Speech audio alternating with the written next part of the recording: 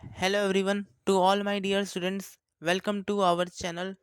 आज के सेशन में हम लोग पढ़ेंगे सीबीएसई क्लास 10th के एनसीईआरटी के English first flight text book का चैप्टर नंबर 6 जिसका नाम है द 100 ड्रेसेस पार्ट नंबर 2।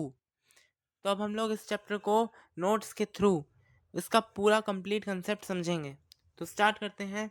सबसे पहले इस चैप्टर के ऑथर के बारे में जान लेते हैं कि इस चैप्टर की लेखिका का क्या नाम है। वो है एल बसोर इस्चर। एल बसोर इस्चर इस चैप्टर की लेखिका हैं।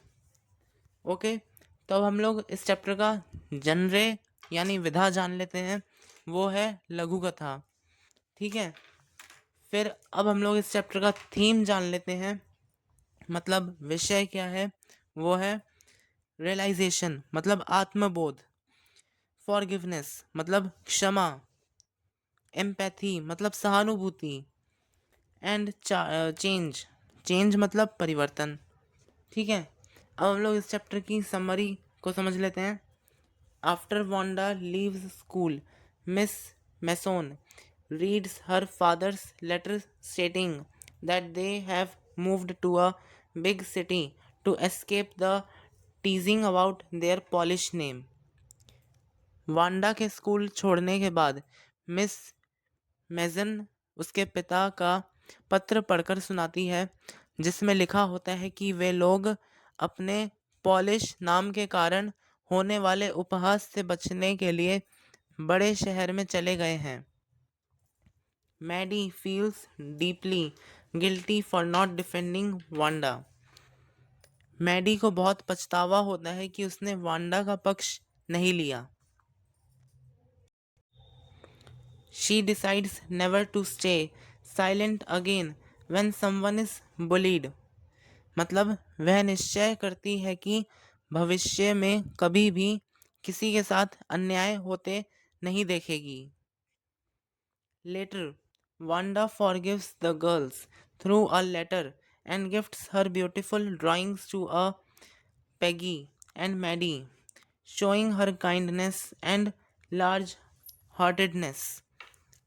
मतलब बाद में वांडा पत्र के माध्यम से लड़कियों को माफ कर देती हैं और अपनी सुंदर चित्रकारी पैगी और मैडी को उपहार में देती है, जिससे उसकी उदारता और बड़े दिल का पता चलता है। ठीक है, अब हम लोग इस चैप्टर में आगे बढ़ते हैं और जानते हैं इस चैप्टर का की आइडियाज़ क्या है, मतलब मुख्य विचार क्या हैं।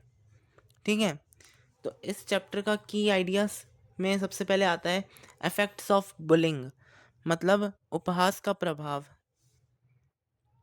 गिल्ट एंड सेल्फ रियलाइजेशन मतलब अपराध बोध और आत्मबोध।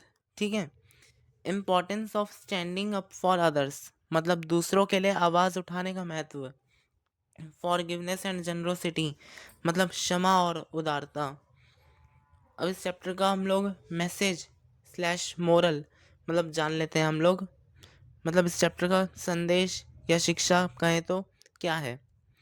वो है we should raise our voice against injustice and treat everyone with kindness and respect. मतलब हमें अन्याय के खिलाफ आवाज़ उठानी चाहिए और सभी के साथ दया और सम्मान का व्यवहार करना चाहिए। अब इस चैप्टर के इम्पॉर्टेंट पॉइंट्स क्या क्या हैं इसको डिस्कस कर लेते हैं, मतलब क्या क्या महत्वपूर्ण बिंदु हैं इस चैप्टर के। Maddie learns an important life lesson मतलब मैडी को जीवन का महत्वपूर्ण सबक मिलता है। Wanda forgives instead of showing anger मतलब वांडा क्रोध के बजाय क्षमा का मार्ग चुनती है। True change comes through realization मतलब सच्चा परिवर्तन आत्मबोध से आता है। I hope students you will understand this. If you have any doubt, please comment, and if you like this video, please like, share and subscribe. Thank you.